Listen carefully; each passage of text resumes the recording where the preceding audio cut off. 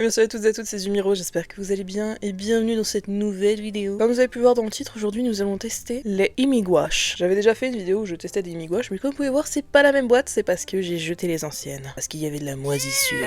Et du coup en fait elles ont moisi et me voilà donc à avoir une nouvelle boîte que j'ai eu à Noël. À savoir, je les ai déjà testées, mais j'ai envie de faire une petite vidéo où en fait je peins et je les teste devant vous et comme ça vous voyez à peu près ce que ça donne. Après, je tiens à vous dire, la gouache, c'est compliqué, très compliqué. Pour moi c'est énormément compliqué même, carrément. Carrément pour moi c'est un mystère. J'ai essayé, j'ai pris mon temps et tout, j'ai chillé. J'arrive toujours pas à faire quelque chose de présentable à la gouache. Et on va retenter aujourd'hui sur du papier aquarelle, en plus de ça, qui plus est. Oui, parce que la dernière fois, en fait, là, quand j'ai testé, j'ai fait dans mon sketchbook, c'est du papier 140 JSM, donc, du coup, go tester sur du papier aquarelle, j'en ai à foison, parce que j'ai trop cru que je serais genre une meuf hyper active au tradi, pas du tout. Du coup, voilà, c'est parti pour tester la gouache.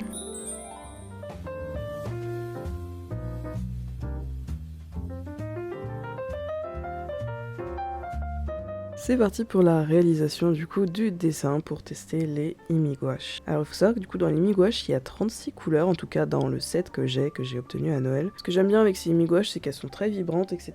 Donc j'avais très hâte de les utiliser pour un dessin un peu plus gros que ce que j'avais déjà fait dans mon sketchbook. Et là je me suis dit go faire un sketch parce que c'est vrai que la plupart du temps quand j'ai utilisé ces gouaches j'ai pas fait de sketch en fait pour peindre et les tester. Donc là je me rattrape et je pars du coup sur un sketch. Pour cette vidéo, nous allons réaliser un personnage qui s'appelle Hera. C'est la mère de Elrond. Elra est la reine des elfes d'Irlande au début du livre 1. Et Elrond, son fils, était supposé du coup prendre la suite, prendre le relais.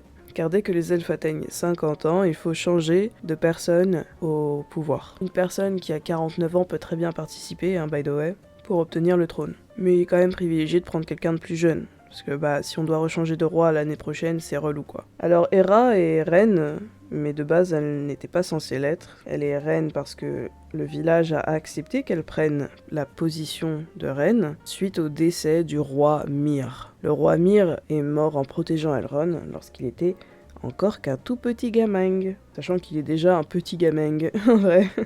Au final, Hera n'est pas vraiment faite pour être une leader, une reine. Elle est juste là pour maintenir l'ordre, tu vois, mais au fond d'elle, elle déteste ce rôle et elle souhaiterait que son fils, du coup, reprenne le flambeau du père. Alors, elle déteste son rôle, mais elle déteste pas les villageois, by the way, c'est vraiment juste le rôle, quoi. It's not fitting. On est un peu sur un système de président parce que tous les villageois peuvent devenir rois en soi tant qu'ils ont moins de 50 ans, tu vois. Mais je trouve roi c'est un peu plus fitting pour un univers un peu fantastique avec des elfes et tout, ouais. Je les vois mal parler de présidentiel quoi. Faut savoir que mon histoire se passe quand même au jour d'aujourd'hui. Je sais c'est pas français de dire ça, mais vous captez ce que je voulais dire quoi. Ça se passe en ce moment quoi. C'est pas une histoire qui se passe dans les années 1800 ou des trucs comme ça. On est vraiment dans les années 2000 quoi. C'est Donc je vais passer maintenant du coup à la peinture puisque j'ai fini le sketch. Alors j'ai vraiment du mal avec la gouache personnellement, je l'utilise comme de l'aquarelle, majoritairement. C'est-à-dire que je pars sur des trucs pas très opaques et après je viens rajouter en intensité. C'est comme ça que je fonctionne avec. Parce que je trouve que après quand c'est trop épais ou quoi, quand il y a trop de peinture, c'est très difficile à manier alors que déjà c'est difficile à manier quand c'est méga liquide et tout. Mais alors là, quand c'est grave opaque, c'est c'est un enfer. Alors pour accompagner cette vidéo, j'avais demandé dans mes stories Insta et sous mes posts YouTube, je vous avais demandé de me poser des questions pour la vidéo.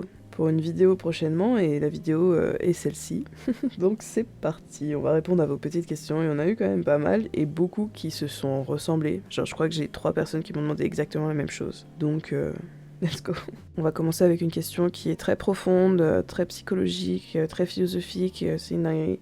Aimes-tu le pain? Ouais. J'adore le pain. Merci Firm 9.2 de m'avoir posé cette question. J'adore le pain, c'est génial. Des fois, je prends des bouts de pain et je les mange toute seule dans ma chambre, c'est génial. Bref, plus sérieusement, les gars, je vais répondre à d'autres questions. Une question qui revient très souvent, c'est quelles sont tes inspirations au quotidien dans le milieu de l'art, dans le monde de l'art, pour que ce soit pour ta palette ou pour ton univers ou pour tes personnages ou... Voilà, c'est... Qu'est-ce qui t'a inspiré en fait? Comment ça se fait? Qu'est-ce qui se passe? Genre voilà, c'est la plus grosse question et je pense que c'est ce qui va du coup me prendre le plus de temps à répondre, je sais pas. Après, genre, je vous avoue que même moi, je n'ai aucune idée. Enfin, en fait, c'est pas j'ai aucune idée, c'est juste qu'il n'y a pas de choses précises. J'ai pas une réponse précise à vous donner parce que de l'inspiration, tu vois, ça vient comme ça, t'as pas nécessairement un déclic en regardant quelque chose en particulier, c'est finalement un cumul de plein de choses que j'ai pu consommer, que j'ai pu voir. Donc en fait, c'est super compliqué comme question. On va commencer par une version plus précise de cette question qui est de Noburu, qui est quel est l'univers qui t'inspire le plus pour créer tes personnages et tes OC. Je dirais que l'univers qui vraiment genre m'inspire le plus, c'est l'univers du coup tout ce qui est super-héros, donc je dirais l'univers DC Comics, Marvel, voilà, c'est vraiment un milieu qui m'intéresse pas mal. Après, c'est vrai que moi, les personnages que je crée sont plus du côté fantastique, etc., avec des mutants et tout, mais ça pourrait rappeler X-Men en vrai. Donc pourquoi pas. Mais ouais, je pense que je suis partie plus quand même sur un côté magie, etc., très ancien, enfin des fois il y a des délires un peu anciens, artefacts et tout. Mais ouais, dès qu'il y a un petit peu de magie et tout, genre je kiffe. Donc je dirais ouais, les univers qui m'ont le plus inspiré c'est Marvel d'ici. Après bien sûr en sous-univers, on va dire sous-catégorie moins ambitieuse que ça, on a Teen Wolf, on a Shadowhunter, on a Vampire Diaries, mais Vampire Diaries un peu moins parce que j'ai pas tout regardé je vous avoue. Et en vrai de vrai, j'ai pas grand chose à m'inspirer à partir d'eux parce que c'est tout le temps la même chose, Vampire Diaries. Saison 1, saison 2, saison 3, saison 4, saison 5, saison 6, saison 7. C'est tout le temps la même chose, c'est tout le temps la même rengaine. Donc ouais. Vampire Diaries, j'ai pas appris grand chose. Mais basiquement, tous mes trucs préférés, je m'en inspire. C'est comme Arrow, incroyable série. J'adore cette série. Et j'ai pas encore de personnage qui est archer, mais ça pourrait venir. Je pense que ça pourrait ne pas tarder hein, que je fasse un personnage, que je crée un personnage qui fasse du tir à l'arc. Vraiment, je vous jure, je kiffe. Je kiffe ce genre de truc.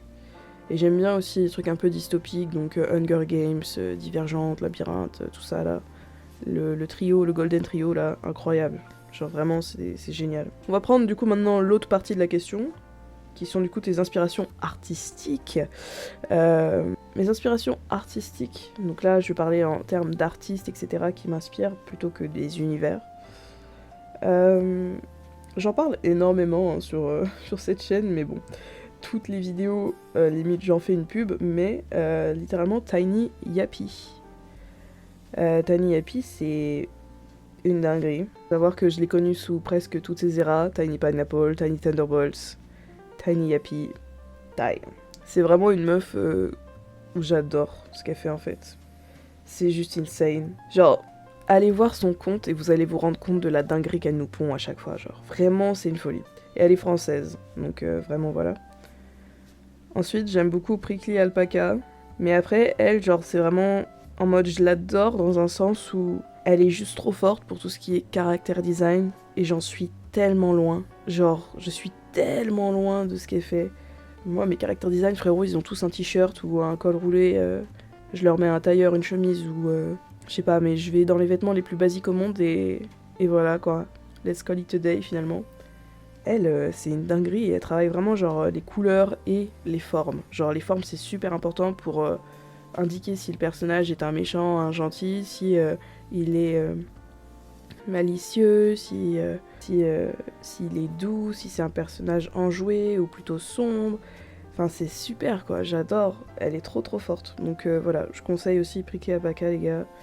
Branchez-vous Prickly Alpaca, très connue, elle est américaine. Alors, il y a une artiste qui s'appelle Yumiko Chanart, j'aime énormément. Après, elle fait énormément de posts un peu genre... Elle fait énormément de posts de ship, etc. Et quand je dis ship, je parle pas de mouton, mais bien de relationship. Et franchement, son style est juste incroyable, hyper détaillé. Très comics oriented finalement, et c'est juste magnifique quoi, genre je suis choquée. Et elle dessine à une vitesse, les gars elle dessine à une vitesse, mais en fait c'est juste qu'elle s'arrête jamais de dessiner, alors du coup elle poste absolument tout le temps. Et je suis en train de me dire, mais la meuf du coup ne mange presque jamais.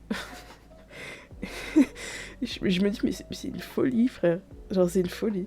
Mais c'est insane, hein. Tout ce qu'elle pond c'est absolument fou quoi. Alors, autre artiste que j'adore... Au final, cette question, elle s'est transformée en recommandation, mais bon, c'est ok. J'adore Tiki45 sur Instagram également. Une folie, pareil, artiste français. C'est une folie. J'adore le style, j'adore la lumière. En fait, ça joue énormément sur la lumière, son style. Et je trouve ça juste trop beau, quoi. À chaque fois, genre, je suis blessed. Genre, mes yeux, ils sont là en mode waouh, la lumière, la luz, incroyable, incroyable. Et franchement, je suis bénie à chaque fois. C'est une dinguerie. Toujours à la recherche de l'artiste que je veux. Je pense que je vais bientôt la trouver. De toute façon, j'ai tout le temps du monde, hein. C'est un calvaire parce que je suis beaucoup trop de gens en fait. Mais j'ai besoin d'être blessed en fait par tous ces gens en fait. Ça fait plus de 10 minutes que je regarde dans ma TL et tout. Et j'ai atteint le bout et en fait je la trouve pas et ça m'énerve. Ah bah vous aurez pas le nom et je vais gatekeeper sans vouloir le gatekeep. Mais bon, ma batte quoi.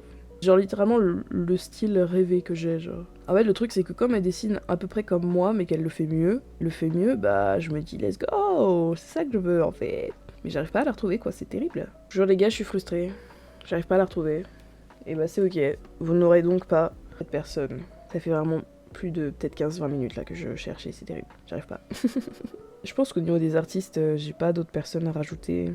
Donc let's go. Passons à une question peut-être suivante. Alors une question qui est un dérivé des deux dernières finalement. Par où as-tu commencé tout cet univers ? Les personnages, etc.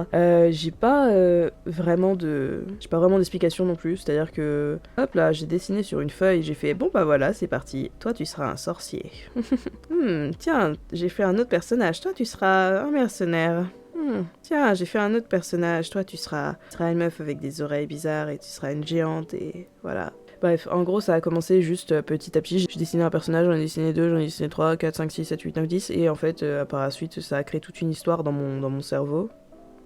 Et du coup, bah nous voilà aujourd'hui avec plus d'une 40aine de personnages dans un même univers. Alors, après, il y en a même encore plus que 40 parce qu'il y en a certains que je n'ai pas noté sur ma petite liste de personnages. Mais il y en a encore d'autres qui sont des personnages comme par exemple Madame Pommy ou les parents de Isaac ou des trucs comme ça, qui sont pas nécessairement en fait sur la feuille quoi. C'est-à-dire que genre j'ai des persos que j'ai pas nécessairement dessinés, mais ils sont là, ils existent dans l'histoire quoi. Ensuite une question de Somin Art, qu'est-ce que tu préfères utiliser, feutre, crayon, peinture? Je dirais que mon préf quand même ça restera les crayons. Pour tout ce qui est en tout cas sketch, j'adore ça, c'est super. Tu peux vraiment jouer sur l'intensité, tous des traits et sur les ombres, etc. avec seulement un matériel, donc franchement c'est absolument insane. Du coup j'adore les crayons pour ça. Après, en termes de peinture, moi c'est plus l'aquarelle. Pareil, pour les mêmes raisons que le crayon. Tu peux tellement facilement jouer sur l'intensité du pigment et rajouter des ombres par la suite et tout, enfin c'est super bien, j'adore. En fait, à partir du moment où genre c'est du matériel que je peux genre faire du layering avec, genre les mettre les uns au-dessus des autres pour créer d'autres intensités ou quoi, j'adore. Voilà. Je m'entends pas très bien avec l'acrylique, je m'entends pas très bien avec la gouache, mais je les utilise quand même par-ci par-là. Mais c'est vraiment pas mon domaine. Alors, quand je parle d'acrylique, je parle de la peinture acrylique et non pas des feutres peinture acrylique, parce que les feutres peinture acrylique c'est tellement bien. Je suis addict. Voilà. J'adore ça. Je pourrais en avoir des milliers, j'adore. Pas de questions, juste t'es trop forte et inspirante. Continue comme ça. Merci beaucoup, Kimiko. Merci beaucoup. Comment tu fais pour slay autant? Tu shines tellement, ça me blind à chacun de tes reels. Je parle comme ça parce que c'est ma pote, ok? Merci en fait. J'ai pas de réponse à donner, je t'avoue, c'est mon glow naturel. On va passer sur la section compliments, hein. Du coup on va continuer sur ça. Merci beaucoup au micro-ondes. Tes vidéos sont grave cool, je kiffe bien les mettre quand je dessine, ça m'accompagne. Merci beaucoup à toi, ça fait très plaisir. Ça m'enchante, merci beaucoup. Non franchement, merci les gars. Merci les gars pour toutes les questions que vous avez posées. C'est juste insane et je suis très contente que vous appréciez ce que je fais. Je vois l'engouement que ça commence à prendre et je suis très contente en fait de voir que la communauté s'agrandit, qu'on commence à aller sur le terrain un peu des grands, on va dire, entre grosses guillemets. Donc je suis très contente, merci à vous, c'est grâce à vous finalement que je suis encore là, quoi, que je continue, quoi, tous les jours je suis là, je fais des dessins, je publie des trucs. Donc vraiment merci à vous. Et on va continuer sur cette lancée, quoi, en fait. Si vous voulez bien. Vous voulez bien? J'espère que vous voulez bien. Sinon, j'espère que le dessin vous plaît. C'était une vraie galère. Je suis venue avec des feutres acryliques pour venir en fait faire les contours, rajouter des détails, etc. Parce que vraiment, en fait, je pense que j'ai pas des pinceaux nécessairement adaptés pour tout ça. Alors, faut savoir quand même que la boîte de gouache vient avec 3 pinceaux, qui sont du coup faits pour, mais je trouve que c'est pas assez précis pour faire des petits détails, ou alors c'est juste moi qui suis trop brute et qui sais pas trop comment les utiliser. Mais comme je voulais quand même un rendu un peu plus smooth et tout, bah j'ai pris les feutres acryliques et je suis venue faire les contours, les détails ou des trucs comme ça. Et j'ai pris aussi des fine liners pour faire encore plus de détails au niveau peau et faire le tour des cheveux ou des trucs comme ça. Voilà, pour les détails un peu plus fins. Voilà, j'ai pris les feutres. J'avoue, j'ai un peu triché. Mais j'espère quand même que le dessin vous plaît. Alors il est simple, hein, très simple, parce que c'est vraiment pas quelque chose que je contrôle super bien, la gouache. J'espère que cette vidéo vous aura plu, n'hésitez pas à liker, à commenter, à partager. Le commentaire, c'est vraiment le truc le plus important, c'est ce qui me motive au quotidien, donc n'hésitez pas à lâcher un commentaire par pitié. Parce que je vois plein de gens qui disent « Ouais, j'adore regarder tes vidéos !» Où êtes-vous? Où êtes-vous les gars, s'il vous plaît? N'hésitez pas à vous faire connaître, n'hésitez pas à vous faire savoir. Par pitié, lâchez des commentaires. C'est vraiment ce qui me motive le plus, parce que, vous savez, YouTube, c'est une discussion un peu qui est dans un sens, quoi. À part si vous mettez un commentaire, et là, du coup, ça devient une discussion à 2 sens, et ça, c'est cool. Donc voilà. Merci à tous. Je vous souhaite une bonne journée, une bonne soirée, une bonne après-midi, et on se retrouve dans une prochaine vidéo. Bye bye.